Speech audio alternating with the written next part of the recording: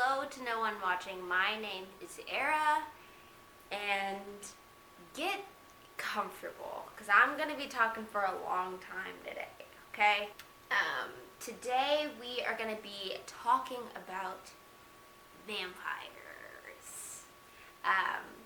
I have read 5 vampire books, and I'm going to talk to you about them, and I'm going to tell you what I've learned about vampires and how I've applied it. So I am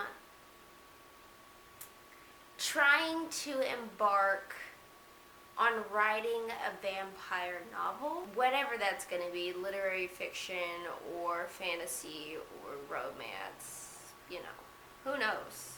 Who knows? It's early days, vibes. It's early days.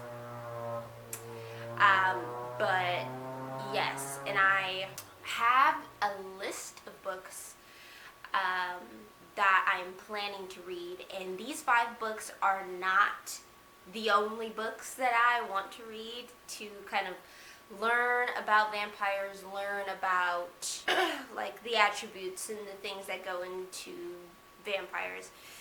But Ravenous Fate came out, and I decided that I was going to embark on reading some of these books. Yeah, reading these books has definitely made me excited to write this book, and I've come up with a lot of things, and I've come up with a lot of plot things. I think I am still working out what I want my vampires to be, but you know, this is all in good fun. I'm here to learn, I'm here to read, I'm here to, you know, do whatever. So grab a blanket, grab some tea, grab a crocheting project, grab whatever you want to grab, because I'm going to be sitting here talking to you for a minute. Alright, so first off, 2 of these books I got from my library, and the other 3 I read physically. So first we are starting with the book I got, an audiobook I got from the library, which was Fledgling by Octavia Butler. This book follows Shuri as she tries to regain her memory of what she is and who she is, as other vampires try to strip everything away from her. This is Octavia Butler's last novel, which I didn't know. I just was like, oh, vampires, I should read this. But this is her last novel, and I think it was a weird one for me to start with. I definitely will probably read Octavia Butler again. It probably will be as, I don't want to say sporadic. Spontaneous is what I'm looking for. It will be as spontaneous as me picking up Fledgling.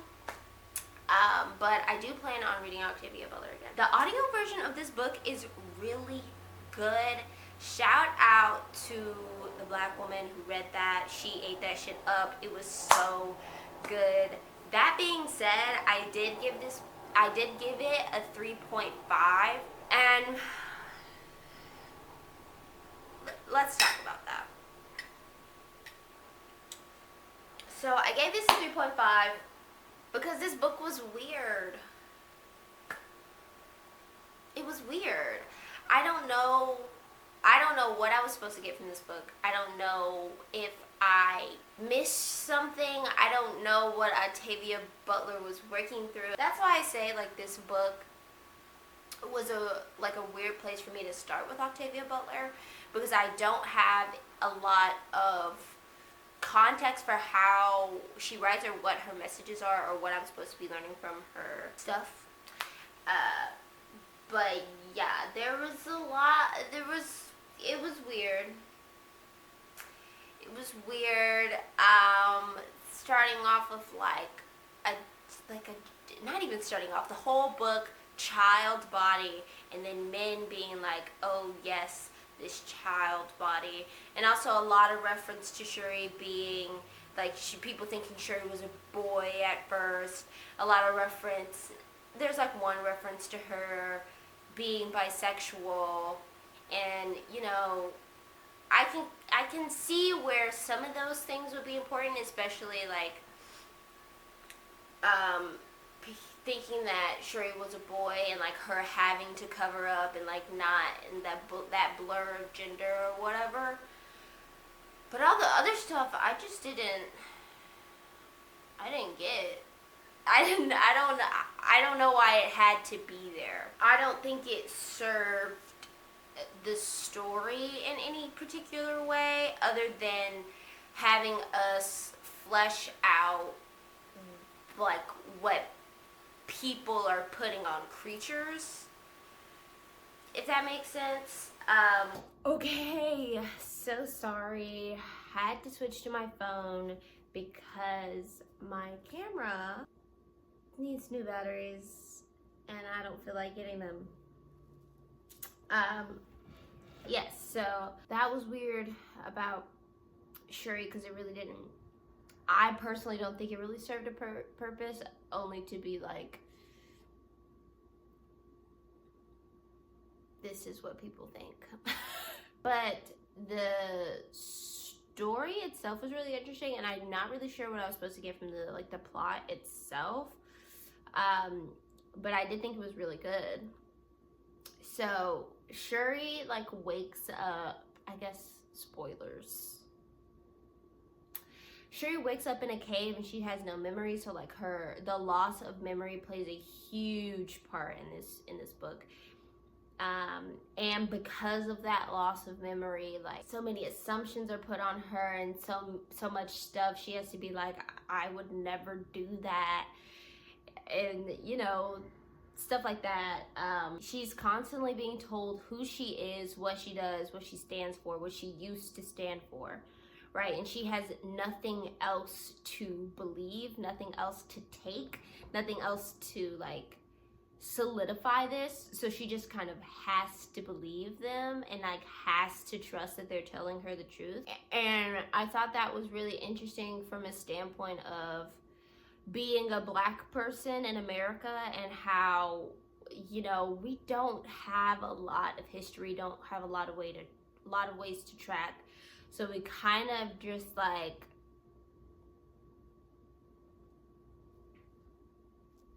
I guess whatever they say we did, I guess.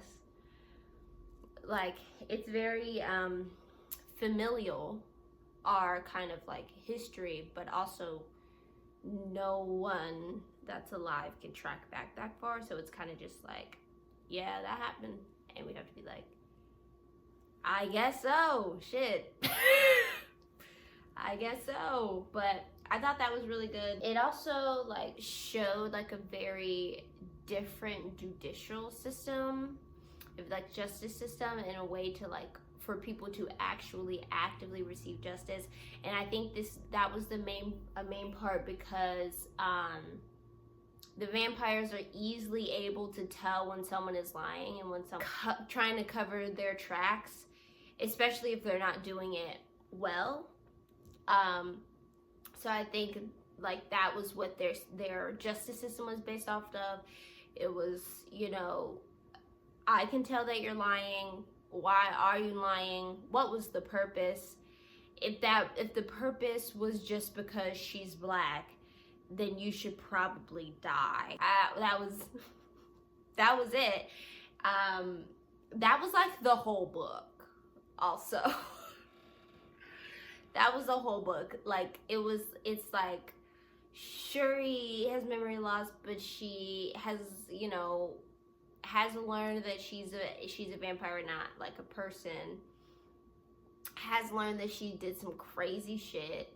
Remembers that she did some crazy shit, but still doesn't remember her family, still doesn't remember her tribe.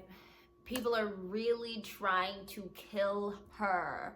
Really trying to kill her. And she has to seek refuge from other vampires, and then they bring her justice. That's the whole book. So spoiler, I'm so sorry. I'll put a big old like spoiler on the screen. But yeah, that's the book. More spoilers.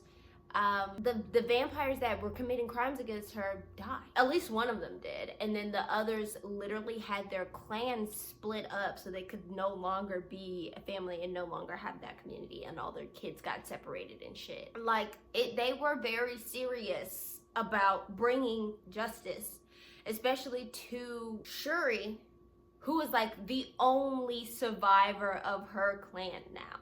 Like, she is her own, she has to build her own thing now because all of her family is gone. Dad, brother, mom, sisters, gone.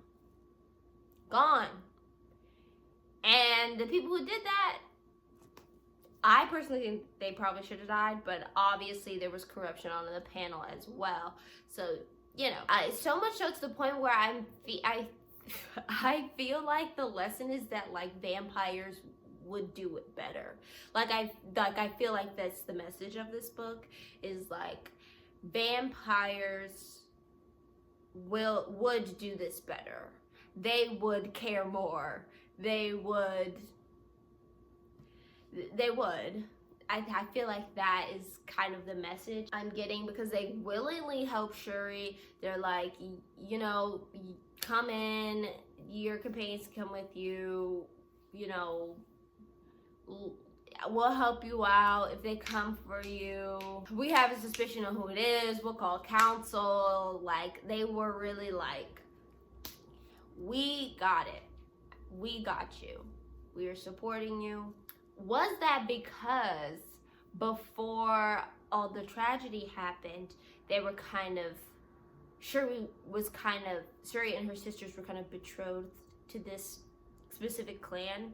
Maybe that's why they were like, we will help you because you're gonna be with one of our sons for sure. But, you know, Shuri is less valuable because she doesn't have her sisters, but that's not her fault. Anyway, I'm rambling. There was a lot to be learned about vampires from this book. First of all, they weren't called vampires, but I don't remember what they were called.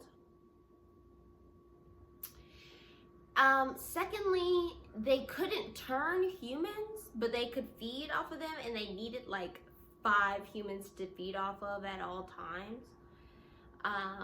And so that was really interesting. This idea of community surrounding them was really interesting as well. Shuri was like scientifically made, not scientifically, but she was crafted. They wanted her to be black to see if she could withstand the sun, and that's kind of why she's being targeted, is because her skin is darker. Even in this vampiric form, there are racist vampires. Even in this, you know, even in the creatures, there is racism.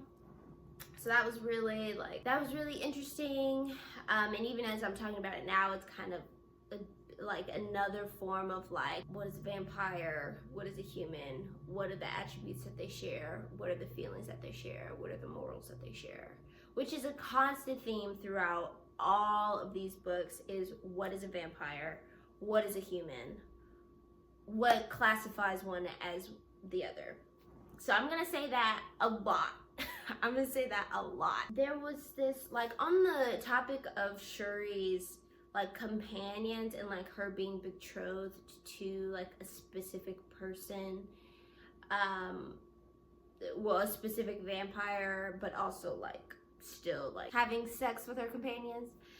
There just seemed to be like this, like, I don't want to say fleeting, but like this like not concrete concept of love. It was more community over love. It was more, how can I support, over you mean everything to me. It was like, you support me, you mean everything to me, not you mean everything to me and also you are supporting me.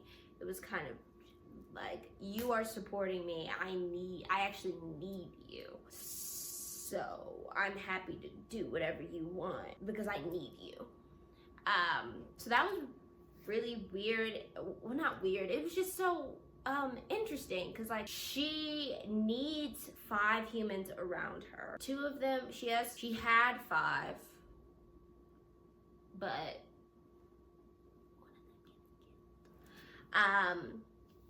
but she is feeding off of them at intermits of a time, but also still feeling a pull to this other vampire, and like, you know, like being really flirty with and sexual with him as well. It's just so interesting how freely it flows, like the connections, the sex, the flirting, the whatever. Cause like it's like between the vampires, between the companions, between the vampires and the companions, it's like everyone is dibbling their fingers in everybody. And you have specific people you dibble your fingers in, and you have specific people you don't dibble your fingers in, because that's gross. But they are free to do, like, everyone is free to do whatever, because they are just like kind of, vampires are confined and like kind of contained in this very specific thing of like, I will bear babies for this vampire, but I also need you to live, and if we form a connection after that, that's fine. But also I still have a duty to this other vampire to do what I need to do. It's just so like, what? Because it is really working off of almost like the companions are like water. Like, she's like, I need you. I like that you smell the way you do, and if you let me bite you, you'll probably live longer than other humans. So that's a plus if you want to get on. You know, it's so like not confounded by like interest or like appeal or anything like that, because she like bites two women that were like two companions that were left after an attack, who just like they weren't there, so she like had to bite them for them to live. Basically, the companion is addicted to the vampire bite, and if their vampire dies, it is more likely that they will die sooner after their companion dies, because they literally cannot live without the bite, which is also another like so like interesting, I'm gonna say interesting so much, point of view of like this bite being so addictive. So like everyone in this situation is needing something, is needing a bite, is needing blood, is needing companionship, is needing sex,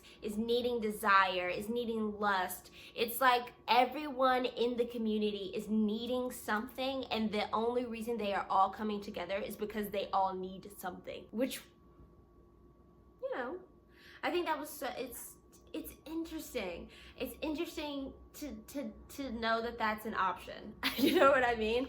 And there's another thing with Shuri's mind control powers, and how often she uses that to have people, especially males, listen to her and actually do what she's saying, and actually like being contrived to do it, like they cannot go against her.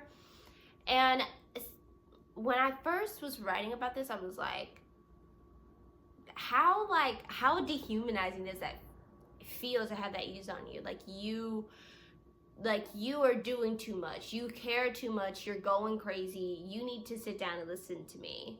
I need to be able to control you to sit down and for you to listen to me.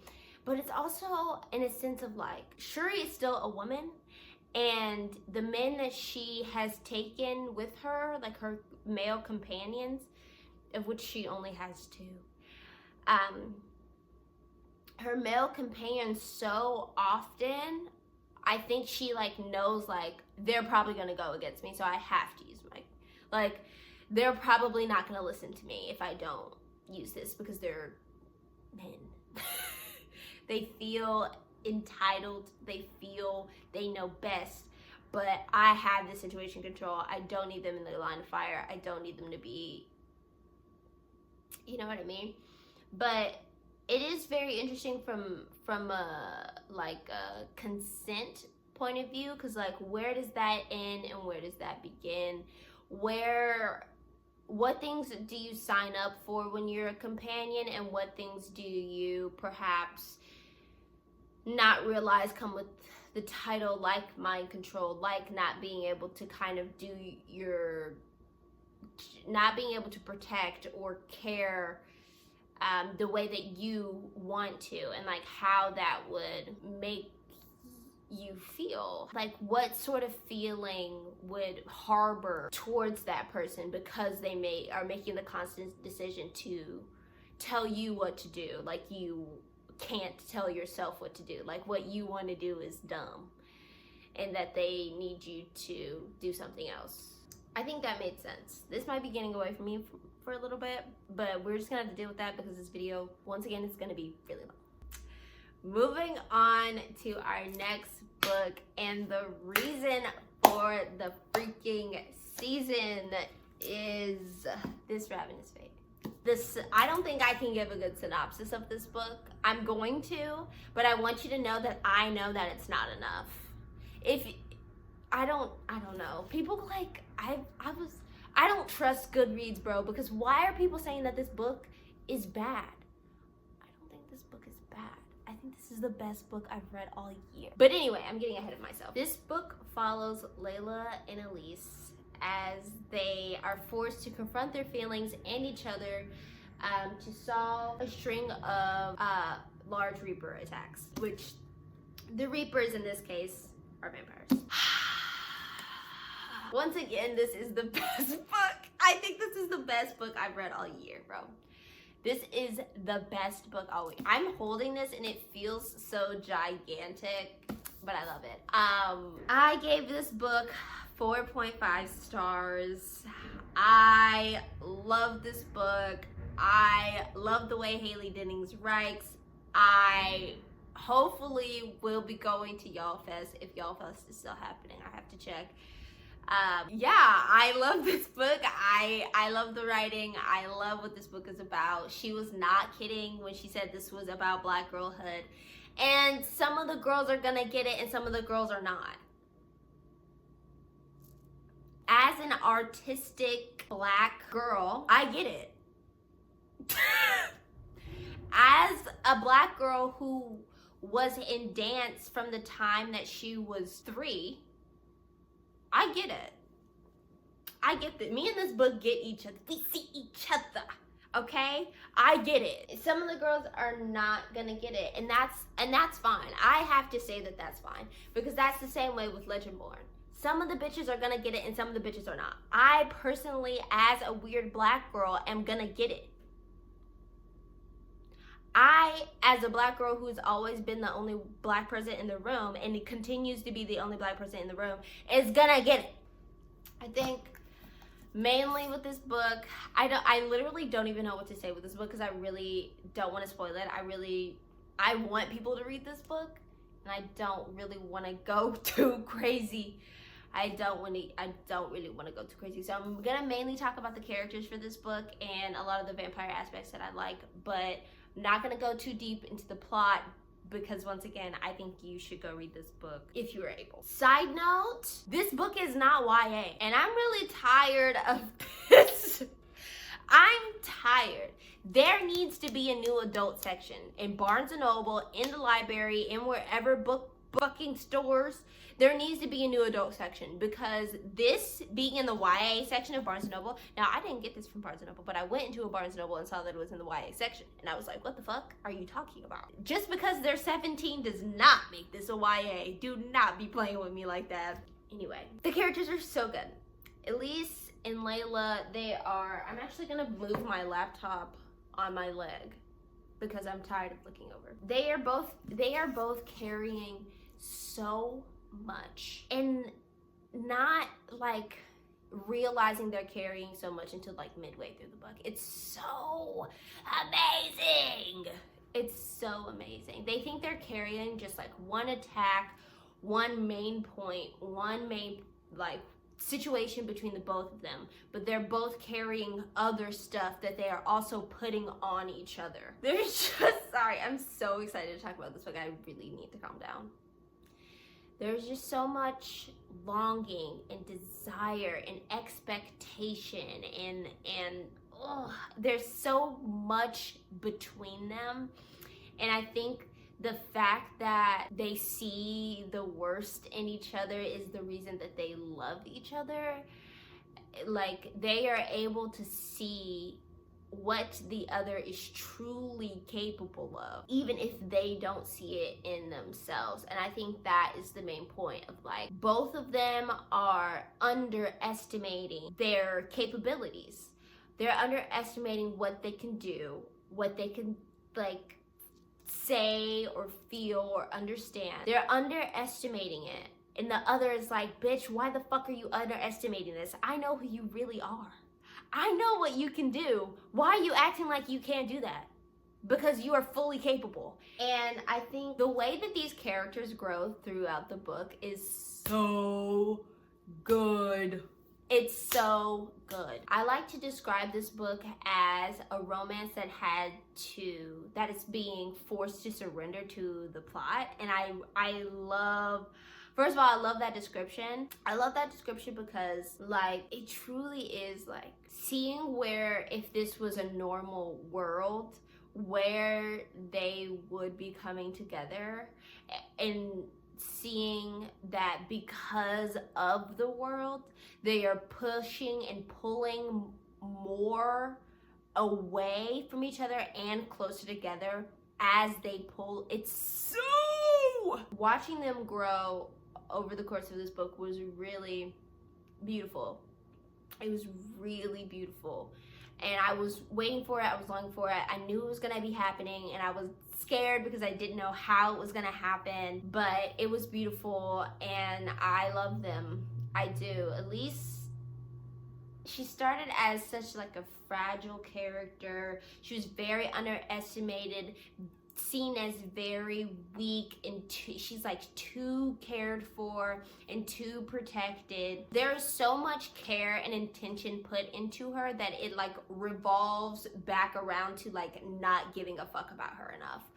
And I was so ready for her to understand that and get out of that. And we see like in like this, like, her suffocating like care of her like the care that her family puts on her, and like the expectations her family puts on her. We see like that break in that emotion of being like so completely still, so completely perfect, so completely composed and expectant and patient, and so completely trapped in who you have to be. When Layla breaks into her room, and like that surge of anger and being like, I'll fucking kill you, bitch. We see that break so early on, and we're like, oh, so she do got it in her. She do got it in her. We just gotta wait to pull it out a little bit.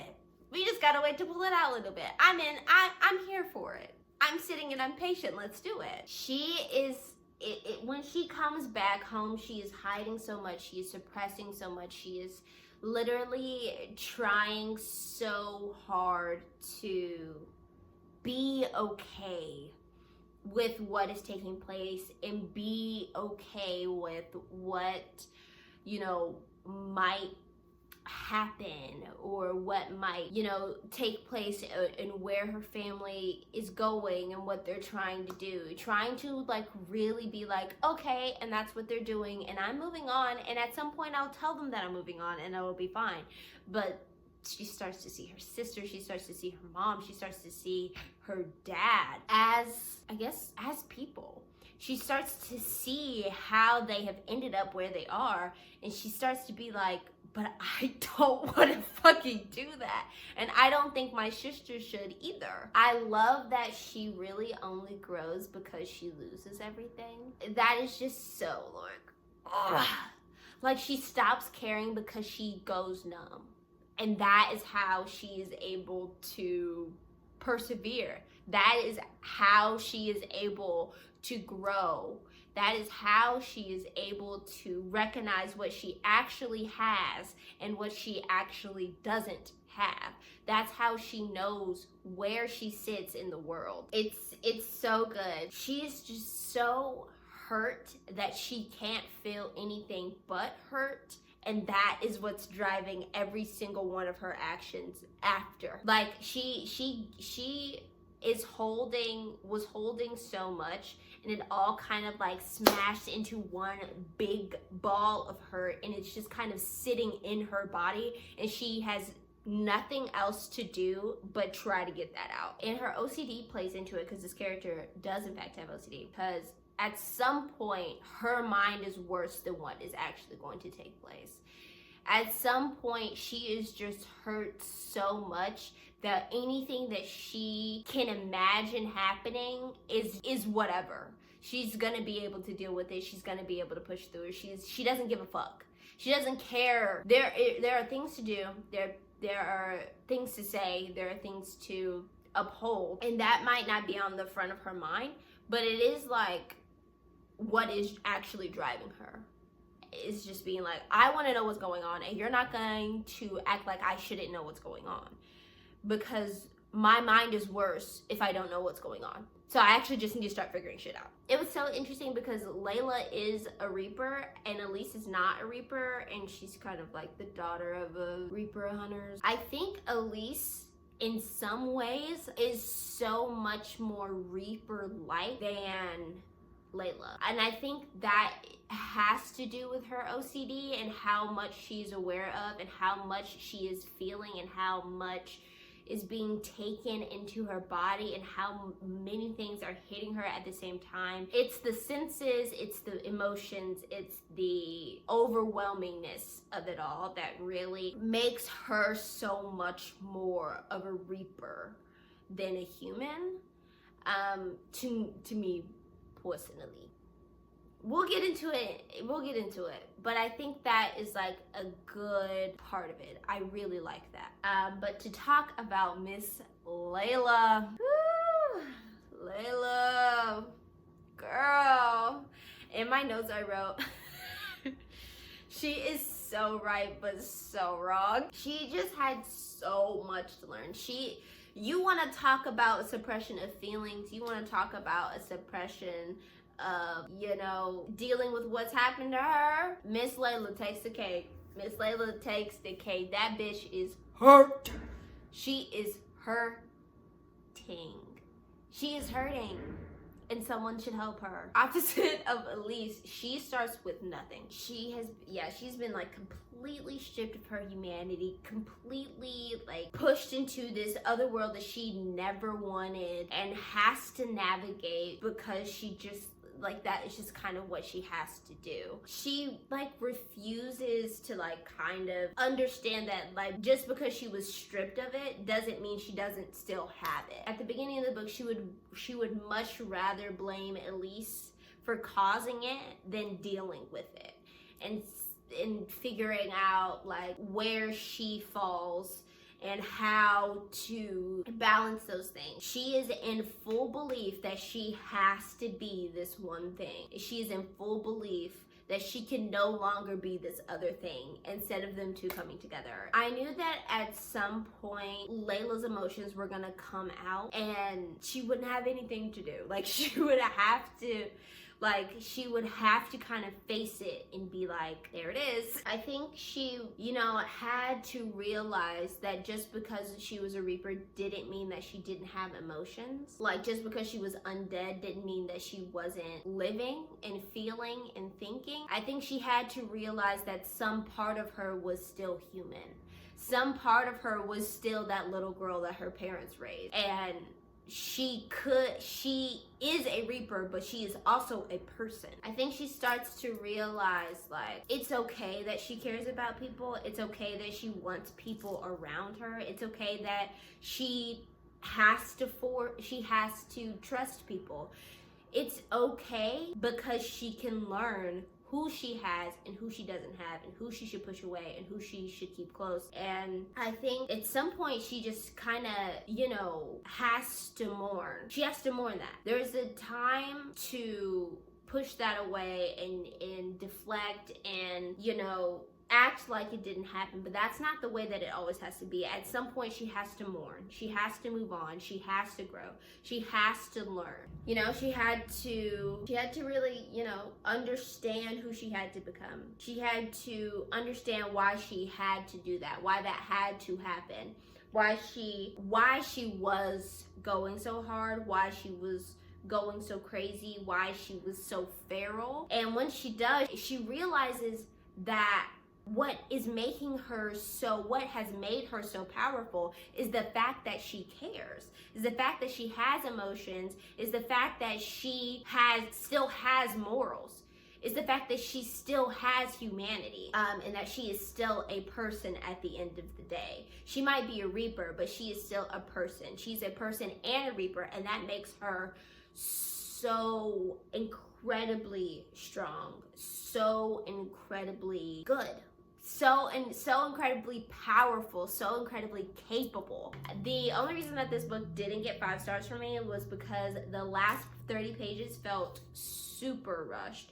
And I think that's because there is going to be a sequel to this book, which I'm scared of. But there is going to be a sequel to this book, and I think she was trying to place the sequel, like the droplings of the sequel, into the last book, but I think that it would have been better served without those 30 pages, or better served in an epilogue or something like that. I want to share some quotes. I haven't opened this book in so long, and I feel...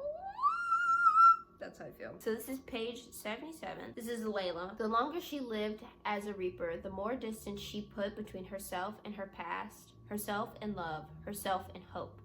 As long as she was damned, the relationship she formed would be too. Have another one that is page 160. Okay, this is Elise. In another life, Elise might have admired her mother's strength, but now she could see in her eyes the hollow darkness came from being the wife of a man like her father, from having to suppress her own emotions. All right, I have 2 more.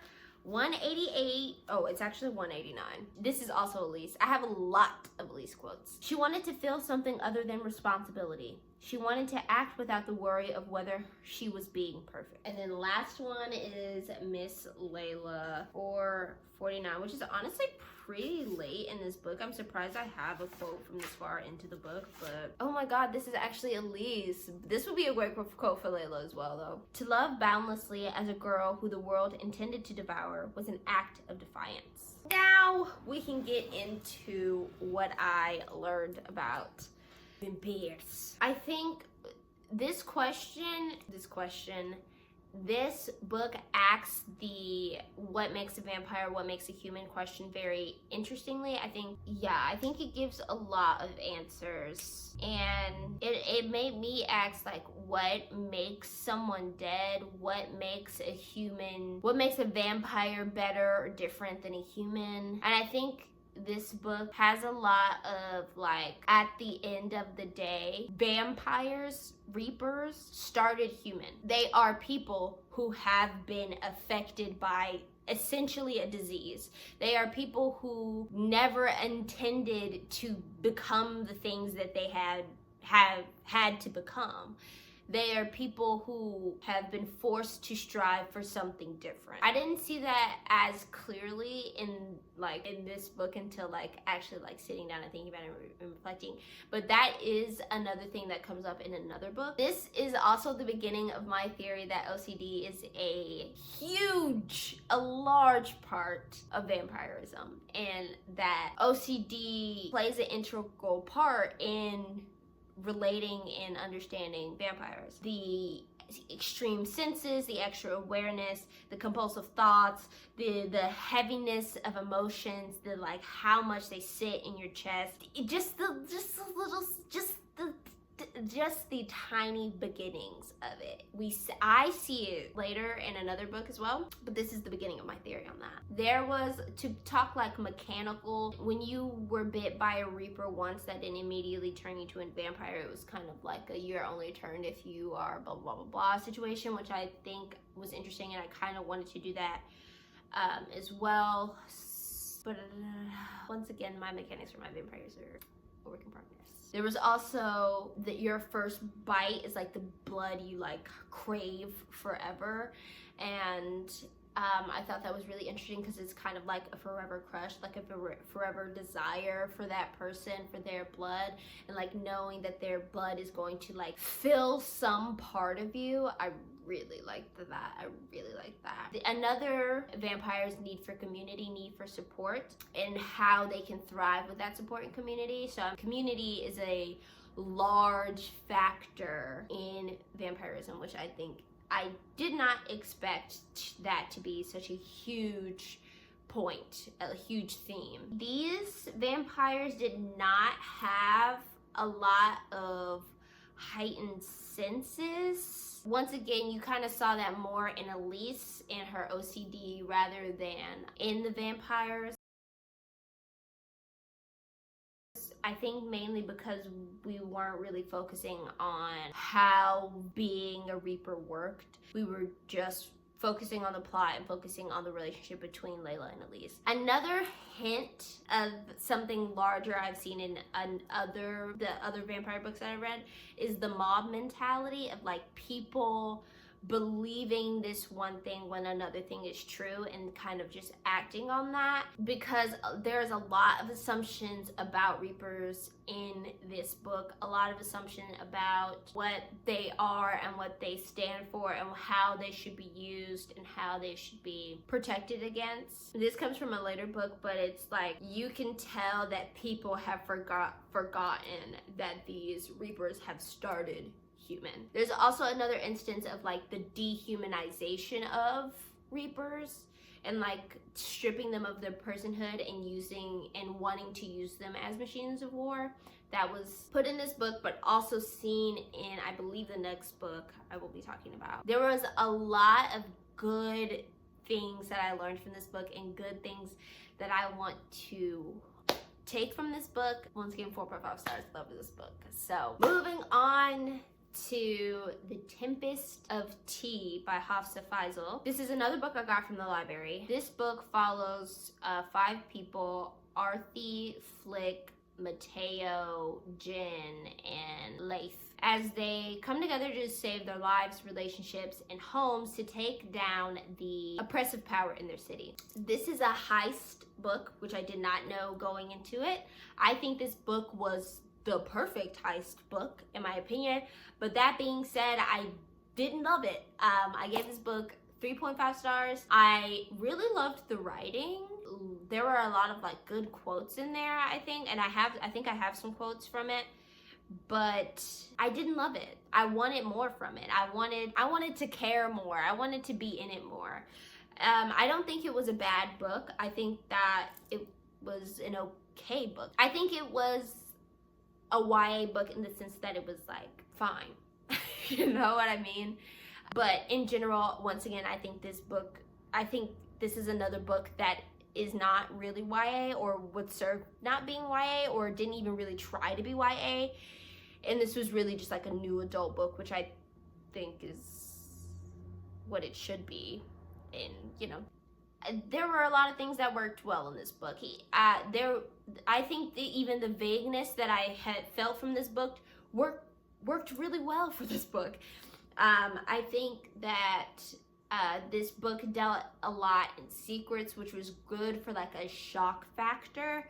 But overall, I feel like it was more about the world than the characters, which I am finding that I prefer character-driven books. And also I felt like the world was still pretty confusing, like it wasn't very solidified, or it was pretty unclear to me. But that's because I could, you know, my eyes be moving faster than my brain, so I might have missed something there. The book slumped in the middle. And I think mainly it's because of the addition of a new voice, because we're in the perspective of Arthi and Jen, and then we get Flick's perspective as well. And to be truthfully honest, I find Flick annoying and boring. That is just me. I love her. She's a cutie. I think they're all cute. She's a cutie patootie. Love her arc as well. Love what she's, going through. I don't love what she's going through, but I love, like, the perspective that she's going through. But she was just kind of annoying the whole time. She was kind of just boring, and so that's probably the main reason it sucked for me. But it also felt like we were just kind of like filling the air until they had to do the heist, but like the things that they needed to do prior to the heist, it's like when we got to that point of like, they were like, okay, so here are the things that we need to do before the heist, it didn't really feel good. It was like, oh, okay, more story, okay, we get it. But I feel like maybe if those the parts before that didn't happen, would have been fine. But that is just my thing. I feel like the main thing this was missing was like a mystery I could follow. I really wanted to be able to solve the mystery with the characters and understand what they understand and know what they know. And because this book dealt so much in secrets, we were kept out, as the reader was kept out, and I really wanted to like be like, oh my god, there's a clue, oh my god, there's another clue, oh, what do you think that means? Like I wanted to be like, oh my god, Arthi, what are you gonna do? What do you think that means? But because Arthi was keeping so much from us, because Flick was keeping so much from Arthi, they were thinking about so many different things that they never really came together to solve anything. And it just kind of like got revealed, which I think is another like interesting thing. And I think that in that concept in itself is a very YA thing. I wanted to follow along, and I think that this story could have benefited from like a mystery you could follow along with. Yes, it felt less like we were with the crew and more like we were just like people in the town listening to this story be recounted. And I wanted to connect more than that. I wanted to care more than that. I wanted to feel more than that. Before I get into the characters, I just throw a quick side note in there. This should be a new adult, because there are so many sexual innuendos in this. And sometimes it serves the story of like Arthi getting distracted and being, let off guard and like not really, getting it or understanding or whatever. But some other points it was just like, okay. I think it's also like it is a part of their lives, and that is something that cannot be denied, which I understand. I understand that, but it should be new adult, because I just can't envision a 14-year-old picking up this book. 16 maybe. I see 16 picking up this book. But like if a 14-year-old picked up this book and saw all the sexual innuendos in this book, they would be blushing. They would be like, oh my god, oh my god. That's literally what would be happening. But anyway, back to the point at hand. The characters were so good. The characters were really interesting. I loved the characters. I loved the things they were carrying, the things they cared about. The only thing is that I wanted to care more about it. I wanted to be able to be like, oh, and there goes that. Oh, and there goes that. But once again, because so many secrets were being kept from us, because so many things we did not know, we literally just had to watch these characters kind of put up a front and act. And I don't love that, but I understand that. Arthi was so real. She was a bitch. She was real. She's incredibly smart, incredibly succinct. She's so, once again, real. She wants to defy the odds.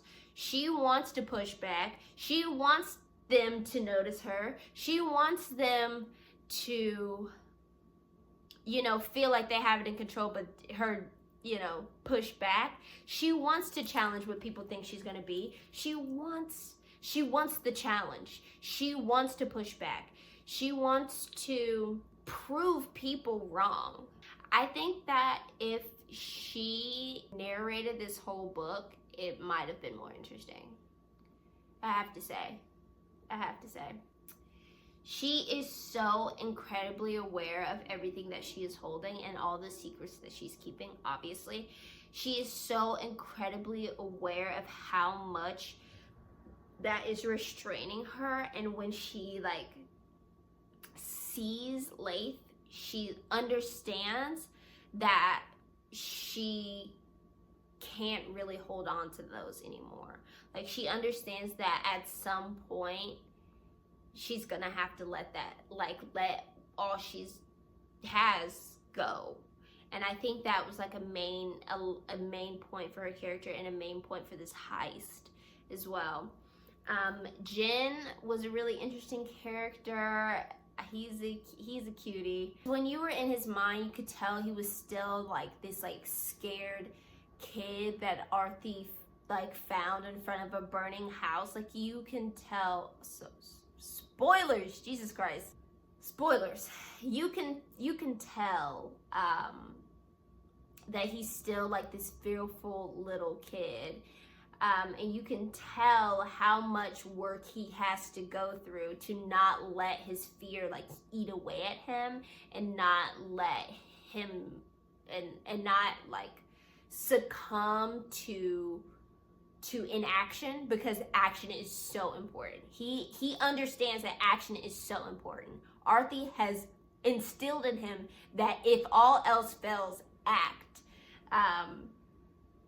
which is so good. Arthi and Jin's relationship is so beautiful. Two people who found each other in the most impromptu time, in their most vulnerable state, I would say. Finding each other and having this kindness and generosity towards each other without even knowing what has transpired or what might come of it.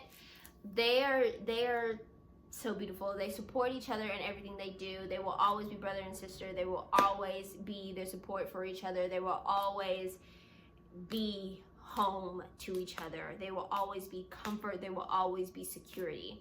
And I think the Spindrift, which is their business, is just the physical representation of the love and care and support and comfort that they have between each other in one building. And that is just so beautiful. I loved their relationship. Once again, I did not like Flick, but I do, resonate with the things that she was going through. She had experienced the end of a mother's love, which is a thing that shouldn't happen. She has had to figure out what things in her life were true and what things were not true, and what were just things that were being put on her because she was with this very high, her mom was very high status. I love that she renamed herself. I love the idea of what she's going through, and the thought process she has to have, and what she thinks is generosity, and what she thinks is kindness, and what she thinks is gonna get her through this, and what she actually desires, and what she knows she can desire is, I love that. She was annoying though. She was annoying.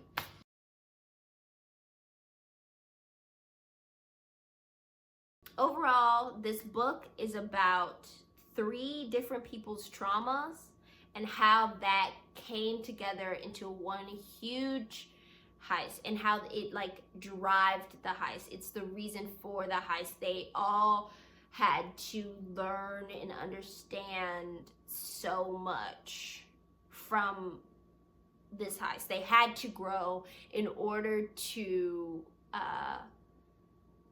they had to go before and after this heist for it to be anything. And I think that is a really good concept. I think that's a really good idea. The ending was interesting. It was weird. I think if what happens at the ending was like more hinted at or more constructed by what happens at the ending, if that makes sense. I'm trying not to spoil it. Was like, if the thing at the end was controlled by the whole story, I think that would have been so interesting. And maybe it is. I don't know. I don't think I'll read the second book, but I might be tempted to, just because I think these characters are cute. On to vampires. There wasn't a lot of things to learn about vampires from this book, because the vampires were not like, the vampires were there and they were, you know, doing vampiric things, but the point of the book was this like huge heist. So like we didn't get a lot of vampires. Once again, this book is mainly about secrets. That's what this book is truly about, secrets, which I think is fun and great. Yeah, they were pretty standard, heightened emotions, heightened senses, suppression of feelings, suppression of emotions. I have written the secret of vampires was more important than the attributes, which, yeah. This was another instance of vampires being used as a machine of war, as if they were not people, as if they didn't have hopes, desires, and dreams and things that they wanted to accomplish. Another misinformation spreading about vampires. They were the ultimate beast, and like there was like a very specific vampire part of town, but like people who you didn't think were vampires were vampires. So it was very much like, I have to keep this a secret, but they were like the ultimate prey, and they were going missing in this story. And so that's why everyone was like, oh my God, we are unsafe if the vampires are going missing, because the vampires, this is one mechanical thing, they were fully dead. No heartbeat, no blood, no nothing. Fully dead. In fact, when you cut a vampire, the blood that they had sucked, like the blood of the other person that they had sucked, was flowing. It's gonna flow out. They did have half vampires, which was interesting, but only because I was like, what would it feel like to be half dead, half alive? What are the challenges that come with that? Like, how would you like have to work through that? How would you have to like, you know? That's the main stuff I got from this book for vampires, which was not a lot, but it was something, and it was a different perspective. I do have some quotes here. I don't have page numbers or anything, because once again, I got this from my library, but I'll read them to you. Arthi loved secrets, but love was feeling much like hate. So full, so heavy, so laden with everything. What is a monster if not a man pushed to the brink? And then this last one. She didn't carry a weapon so much as her defiance. And weren't they one and the same?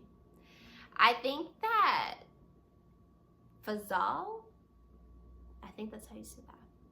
I think she is a really good writer. I have We Hunt the Flame, and I need to read it. I have tried to read it once, but like my brain was not working. So I was like, I'm putting this down because I need to be invested. I need to be in the know. So I do need to pick that back up. But I truly believe that like her writing is really good. I really did enjoy her writing. That's probably like the main reason I got through the book, or the main reason I was like interested in it at all, because the writing was so fruitful and it was good. I really liked the writing. It was really interesting. The next book I read is Silver Under Nightfall by Rin Cupeto. I believe that's how you say their last name. This is cold now. This book follows Remy as he is pushed to work with vampire royalty Zaldan and Zaidan, I hope I'm saying those correctly, to solve the mystery of a new breed of vampires rising in the city. And over the course of their companionship, Remy starts to fall for both of the vampires, and they start to fall for him, despite what it will do to their reputation. This was a solid book. I wasn't crazy about it like other people were crazy about it. Like, this was the best book they ever read. But this was a solid book. I originally gave this a 4.5, but I decided that this was just a 4-star for me. Yeah, it was fine. I think that it was a pretty okay book. The language in it had me confused for a moment, but after that, I ate this book up. A lot of the elements of this book worked really well. We had some really good characters. I loved Remy. I loved that he was dumb and kind of like, I am dumb, so it's just not going to happen for me. I loved it. He's so sure of himself and his capability of like his physicality, but cannot trust his brain, and like knows he cannot trust his brain, and like is like, that is just something that's not going to take place for me. I think it's the curiosity even in his like lack of intelligence that I really love, because it's like he is so curious, even though he like is going to find it hard to grasp, he still wants to learn, still wants to know. And I think I love that. I think, people are expecting so little from him. People never expect him to succeed in the ways that he does, and he does. He succeeds, like he over exceeds even, and he still believes that they are correct. He still believes that they are right into hate him. They are right into think he, doesn't deserve what he does, or he doesn't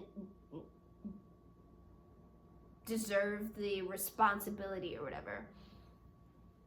Which is so interesting. Because he lacks intelligence, it like leads him into this place of complacency, which is also really interesting. Of like, because he knows people have the one up on him, he's just like, I know you have the one up on me, so just tell me what you want me to do.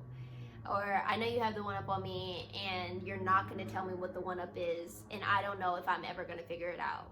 So I kind of just have to hope that one day you'll let me in. I think also his lack of knowledge and his lack of intelligence makes him stubborn, which is also really interesting to me. Zaldan, loved her. She's the baddest bitch, okay? Even though she is a vampire, she is constantly having to prove herself. I think she's actually a half vampire, so they also have half vampires in this book. But she is constantly having to prove herself, constantly having to tell people like, yo, I don't need to be protected. I know what I'm doing. I actually have more jurisdiction than you do, because I am like a lady. I am royalty. So like, you really can't be telling me, you can't tell me what to do, really. You think you know that you're gonna tell me what to do, but I'm gonna do what I want anyway, so you might as well just get on board.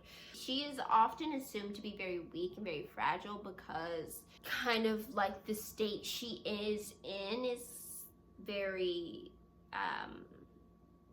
she's in a very, I wouldn't say fragile state, but she's in a very like soft state, where like if she does too much, her body gets tired and she's unable to like keep up with everyone. But I think obviously she knows how to manage that. She knows when to expend it and when to not, and she knows,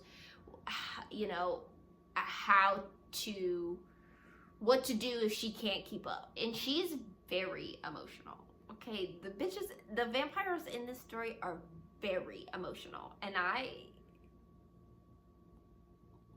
she carries so much, and that is, you can literally see that like driving her and pushing her and that determining her, and like she has so much to fight for.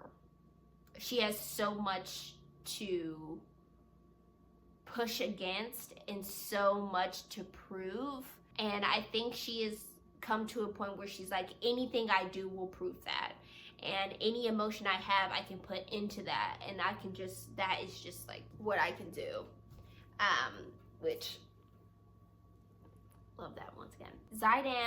Zydan, so sorry, is just unwaveringly stoic. And I think that is beautiful. And I also love that he is so stoic, but also wears his emotions on his face. I love that. He's always trying to big brain a situation, trying to reach his conclusion before it reaches him, and that leads him to a lot of hurt, and that leads him to be unable to deal with some things, like unable to deal with the concept of, unable to deal with the hint of betrayal, unable to like deal with like not being able to figure anything out, and be like, it makes him so like constrained in his feelings and so set.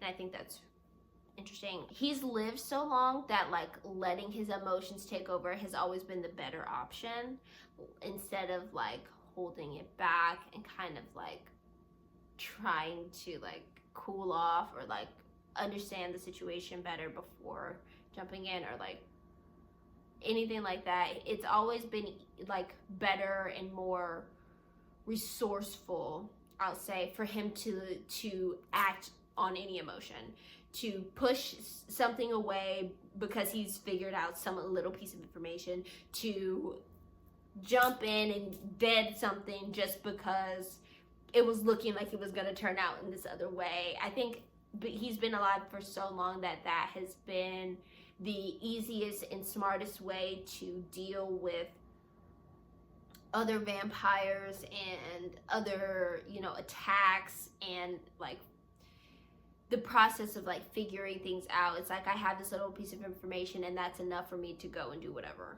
because the little piece of information I have isn't sitting well with me.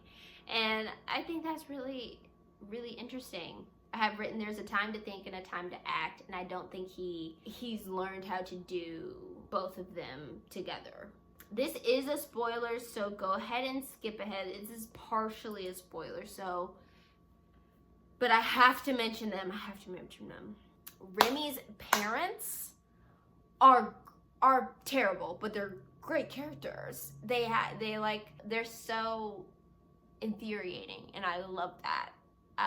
Like Remy's parents, they suck so bad.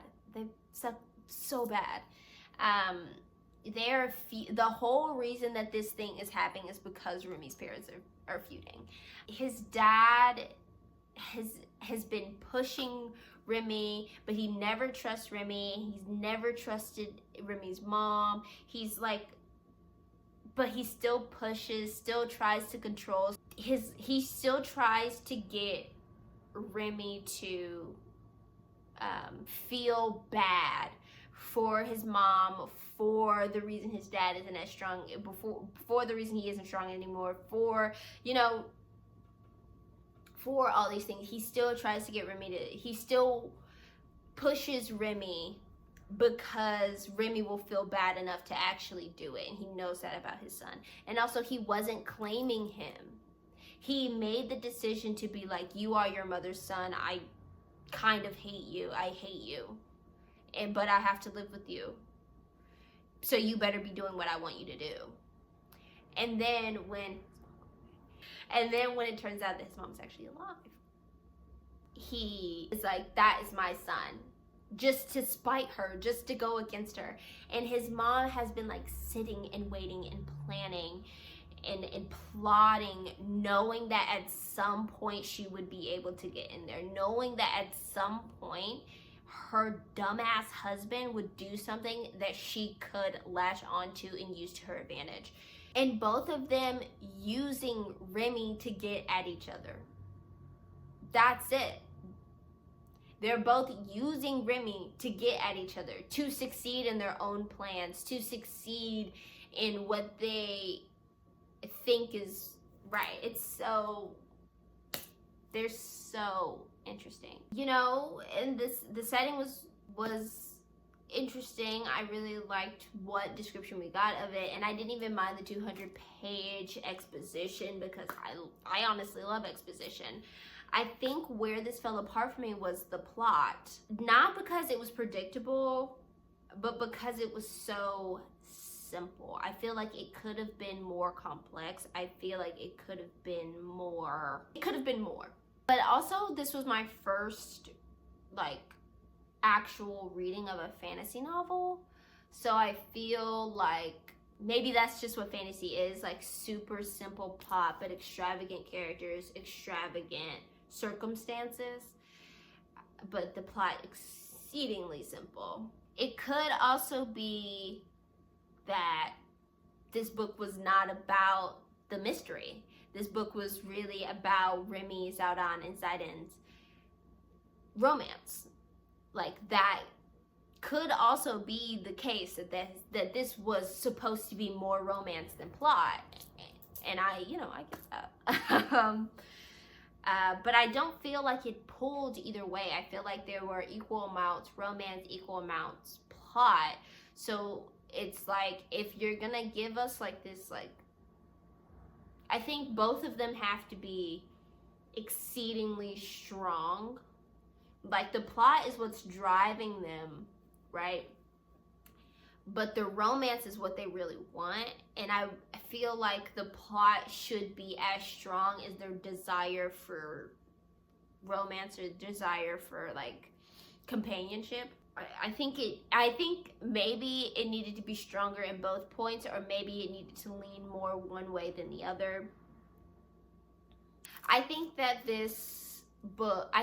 these very complex and interesting characters could have been trusted with a more interesting plot, a more complex plot. Just a plot that couldn't be explained in the last 100 pages. Like, I wanted like something like very deep and very interesting and very complex, and like, oh my god, there's so many layers to this. I think that these characters are so complex and so interesting that they could have been trusted with more. They could have dealt with more. They could have carried more. We get like kind of bits and pieces of like them dealing with things, like dealing with the desire and the infatuation and the deceit and the betrayal and like little bits of it, but I wanted it to like hit me in my fucking chest. I wanted to be like, like, I wanted to feel it in my fucking chest. The amount of emotions swarming around this place, but I just didn't. And that's fine. Like, once again, it was an okay book. I loved the characters, but I think they could have did more. I think they could have felt more. I think they could have dealt with more. I think they could have dealt with a more complex plot and found more. I think, yes. Now, the end of this book pissed me off. It pissed me off severely because there is so much at the end of this book that goes unchallenged and untalked about and unpushed against. Like, in the end, his dad still gets what he wants. In the end, they still win. Like, and Remy never pushes back on his dad. Never says, well, listen, what's gonna happen here today, sir. Never is like, you're an evil, evil man and I'm gonna kill you, which is what I think he should do. But he never pushes back. He's just kind of like, and they win. He just is like, that's fine. He like distanced himself from the ending, distanced himself from the conclusion of this. I don't know why though. I don't know what that served. You know, maybe that wasn't the point. maybe, Remy was never gonna be the one to challenge his dad to push back on what he's been learning and feeling and understanding. Maybe he just, maybe that is just not something he was meant to do. And I can get that. And I can even understand, like, his, silence and his kind of like dismissal of this is him finally, not holding the city to an esteem, not feeling like he has to protect the city, not feeling like he has to do what he can for the city and kind of just let things happen because he has no control. I can also understand that, but I think that he could have still found some defiance in that. I think he still could have found some pushback in that. I think he didn't have to be so, well, that's what you wanted, isn't it? I think he could have pushed back a little bit more. But, the ending was the end, and the book is over. This is the book where that mob mentality was really strong. People believed what they wanted to believe and they acted on that, and that often meant that Remy was always in the line of fire because they always thought Remy was something that he was not. And that was like kind of like a large point of this book of like how Remy has been viewed in this society and how he tries to combat that but cannot. This book also asks, what is a vampire? What is a human? It made me wonder, where does being a human end and being a vampire begin? And is becoming a vampire just physical? If you keep all of your humanity, if you keep all your emotions and your morals. Also another, how do you balance that? And then what does being alive, what does immortality do to you? Do you change often? Do you find no reason to change at all? Do you, stick to one thing your whole life? Or are you constantly trying to find new ways to be, new ways to think, new ways to relate, new ways to connect?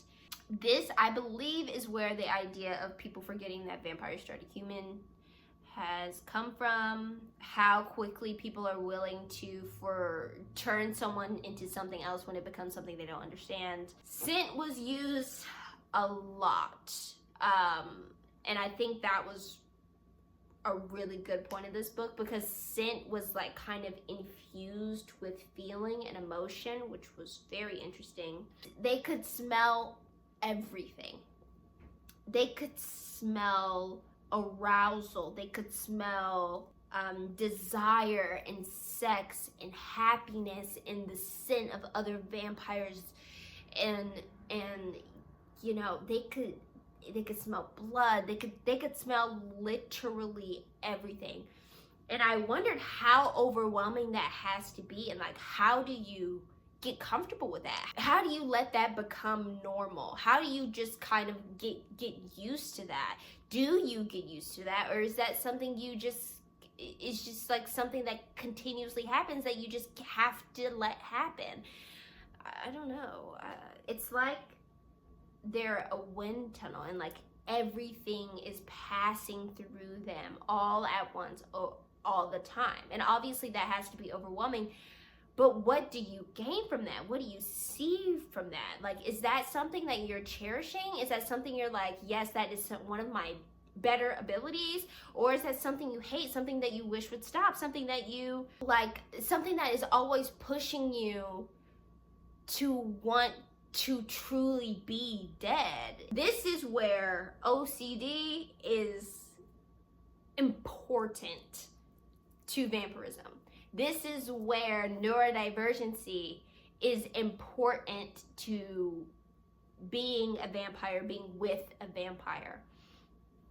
Because you have to learn to understand and appreciate. You have to learn how to love, how in a specific way does that person want to be loved. You have to see that person. You have to realize the person in front of you and connect with them in order for anything to come to fruition. It's important to care. It's important to want to learn, and learning is like huge in order for you to have this connection that lasts and have a connection where you understand every part of your partnership. They did also have vampires, that seem to be the same as full vampires but with a heart, and their blood had specific properties for each other. I think the mechanics of this one was very scientific. Okay, the last book I read from this was Masters of Death by Olivia Blake. This book follows a vampire, a demon, a ghost, a reaper, an angel, and a half-god and the godson of death as they contend with their past and their emotions to save death from the fate of the Immortals game. This is another book that was solid. Another book that I didn't really, I didn't love, I didn't hate. It was fine, 4 stars. I know not a lot of people love this book, and I think that is fair and based. I also know that this is not Olivia Blake's best book. This is a pretty mediocre book from her. From what I understand, the stands of Olivia Blake. But it was fine to me. It was okay. There was a lot of parts of it that I didn't like, but I think it was still a solid book, a solid story, and the writing was fine. And it was compelling, it was interesting, it was a good, solid story, beginning, middle, and 4 stars for me. I was left with wanting so much more from this book. I wanted so much more from this book. The language was confusing to me, but I know that I believe she writes, Blake writes pretty pretentiously, which is fine. I didn't love it, but I got through it. This book was, to me, personally, was trying very hard to get points across, very hard to get the revolutionary parts pushed, the socialist parts out, okay, in a way that made them kind of like jokes, in a way that made them kind of like intangible things. I feel it was weird. It was like vaguely socialist, but they made it into a bit. Is what I have written. It was weird. It was like they were just like pushing in like facts that were unchangeable. I think was really the thing. It's like, this is a fact of our world and this is how it works. And not like, that shouldn't be the way that it works. I wish it worked differently. I just needed it to relax a little bit. The game was stupid. It was dumb. I hated it. And that's crazy because it's the whole point of the book. But I liked the character so much that I gave it 4 stars. That's literally the only reason I got 4 stars. I probably would get 3.5 if the characters weren't interesting to me. Yeah, the game was so dumb. I hated the game. The game was literally idiotic to me. Spoilers, I guess. The idea of using feelings against each other to gain something they truly don't really need is so disgusting to me. It's so idiotic. It's so dumb. Dumber than they try to make feelings seem in this story. She really tries to make emotions seem dumb and futile and not necessary, but they all have emotions and feelings. So it's like, why are you saying that? And you can't even go into this game and like win because you're too emotional. Because you have shit you don't want to think about. And it's like, you are immortal. Think about it, bitch. You're living forever. I think that it's crazy that everyone had to lie in order, like the only way to win the game was to lie. I think Death had it really well. I think I like the idea of like, the only way to win the game is to truly know yourself. I think it's so idiotic that you have to lie in order to win the game. I feel like you should be able to win the game by being like, yeah, that is how I feel. well, what now? You know what I mean? Like, I feel like you should be able to be like, and I did say that, and that is how I feel. Pretty overwhelmingly. You got anything else? Like, I feel like they should be able to do that. But I guess, you know, again, that's why Fox had to beat the game, and that's why Fox was kind of destined to beat the game in submission, because he is a mortal who has lived for so long that he has felt everything a lot of times. And I think this book attempts to answer what makes a human, what makes a mortal.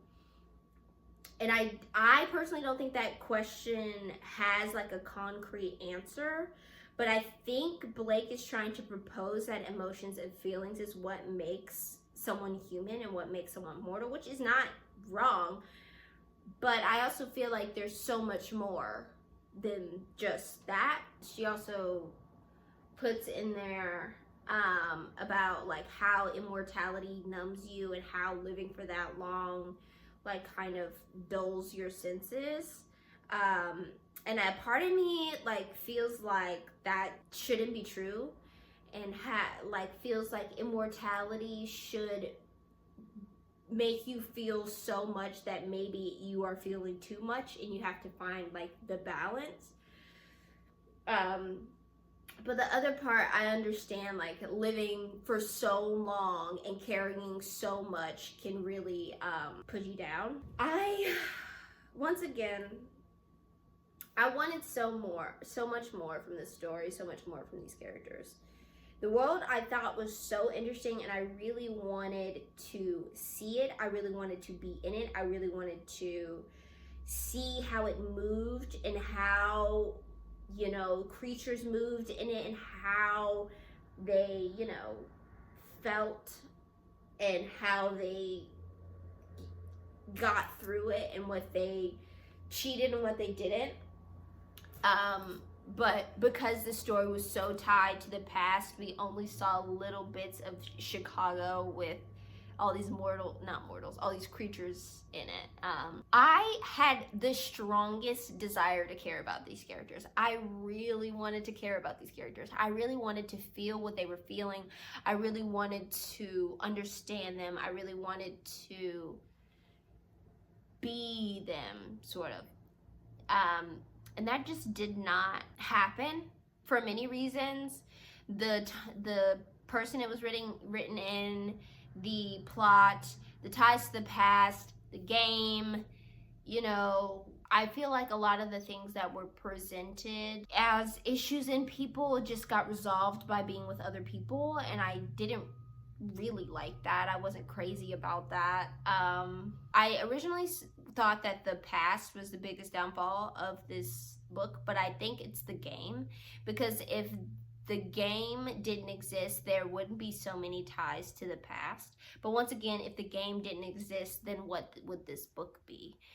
So I think I just have to deal with that.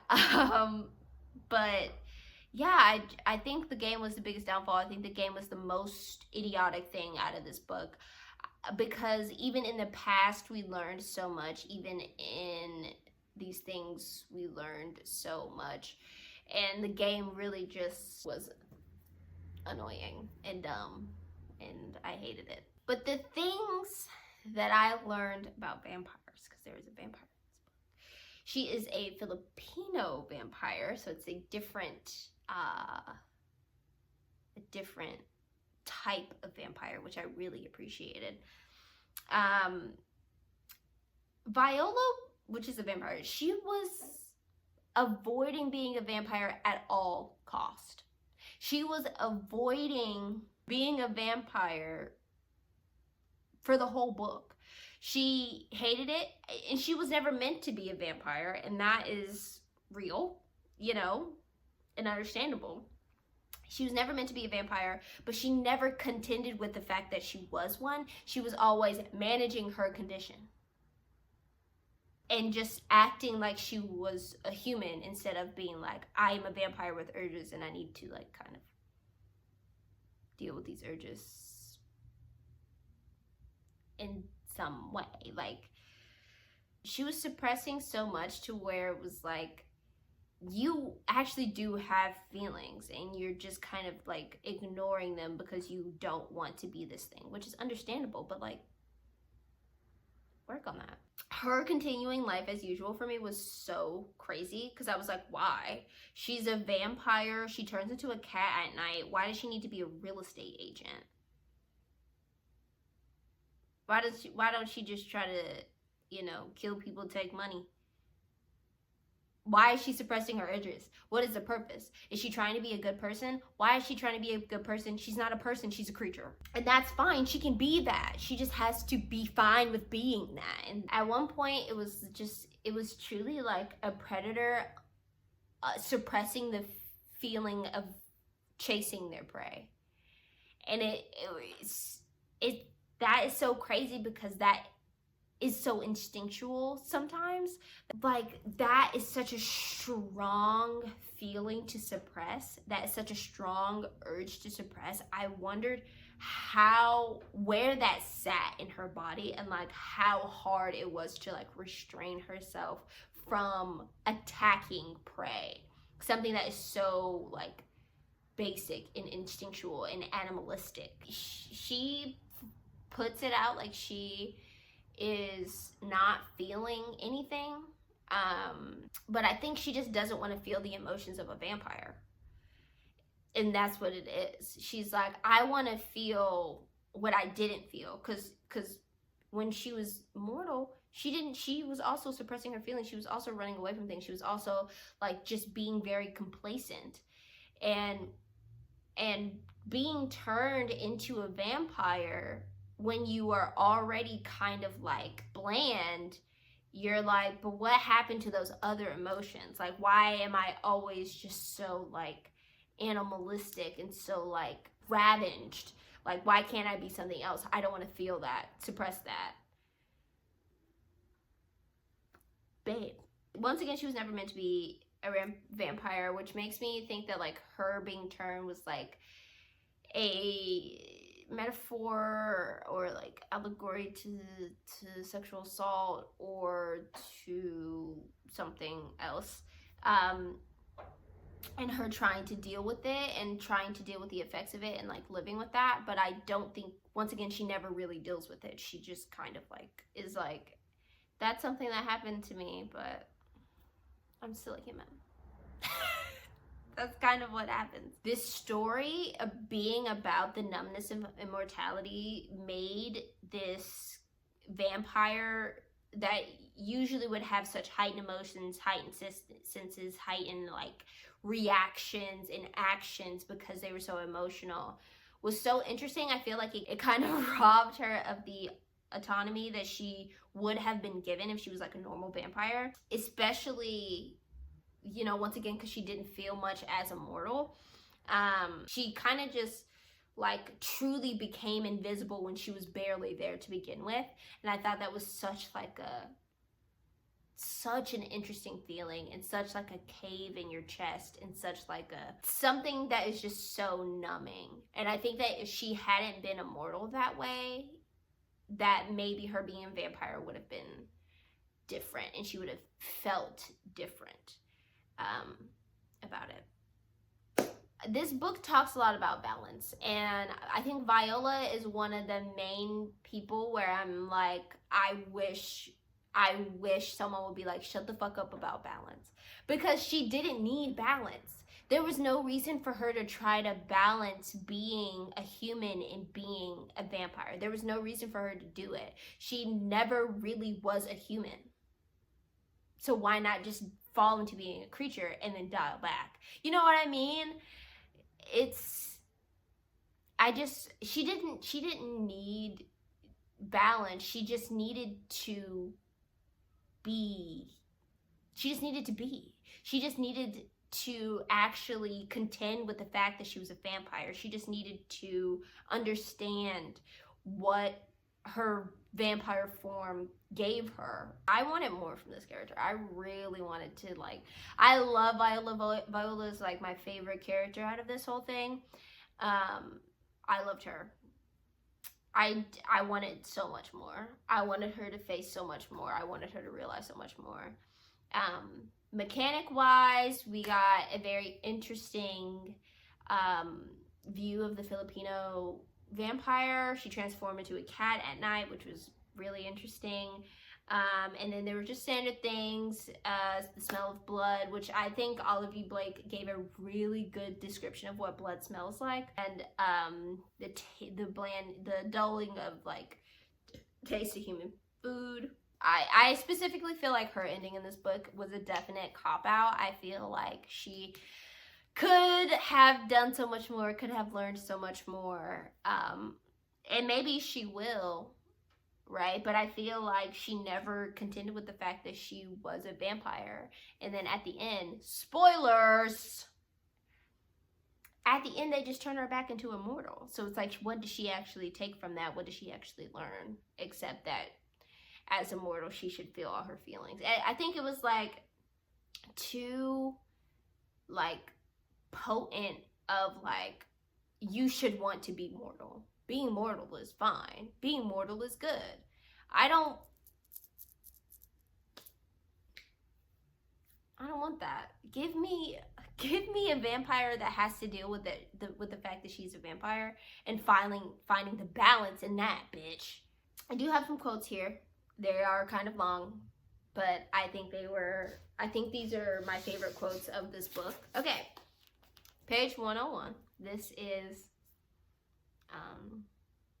Mariah getting a wish. It's what is being wished for. I wish to feel joy that fills my lungs and sadness that swells within me like a current. I wish to feel so much and so deeply that it washes over me in waves. I wish to drag myself towards something. I wish to lose pieces of myself along the way. I wish for hunger that drives me, for passion that fulfills me, for sensations of taking and having and losing and wanting. Further, a little bit down on this page, it's my second quote. So page 101. Isn't it all good because it's something? Isn't it all bad because beneath it, any of it, I may collapse? Then one more quote I want to share with you is near the end of the book, 264. This is Mayra. I said Mariah before, I think, but I think it's Mayra. But once I was only a woman, and a hard one at that. I did not know love during my lifetime. The only thing I ever truly knew was how to sense a storm, how to protect others from it. Perhaps at certain times when I was lucky, but never how to be destroyed by it. I think that sums up pretty much what I got from that book. All right, this is the last part. Thank you for listening if you made it this far. So I want to talk about how I have put these books into action and how I have started to kind of realize my story with these books. So my original idea for this book was, I was interested in the idea of like a couple and one of them gets bit by a vampire and they kind of have to contend with the fact that they are both not going to live forever. And I was close to throwing that away and just, you know, kind of doing a vampire romance. But after reading Masters of Death, I think it will be interesting to have kind of two timelines, two presents happening at the same time. But the book that inspired me the most was obviously Ravenous Fate. Obviously. I was so giddy talking about that book. I'm giddy talking about that book right now. I got a lot from that book, and I got my main plot from that book, kind of. Just reading that book was just like a signifier of what a book could do. It really showed me the possibilities of writing and the things that might be understood, that truly just the possibilities of writing a book, the things that you can do in a book, the honesty that you can have in a book. And I think that's because Haley Denning's writing is truly immaculate. It's truly unique in my personal opinion, it's very truthful, it's very raw, it's very in your face, and I really like that. Because so many of these books are tied to vampires having a community and having support, I became interested in a vampire that has had no sense of home, especially because vampires start human. A human who has never had a sense of home being turned into a vampire who truly thrives and, you know, kind of needs community, kind of needs direction, kind of needs support and like resources. So I thought that would be an interesting way to view a vampire,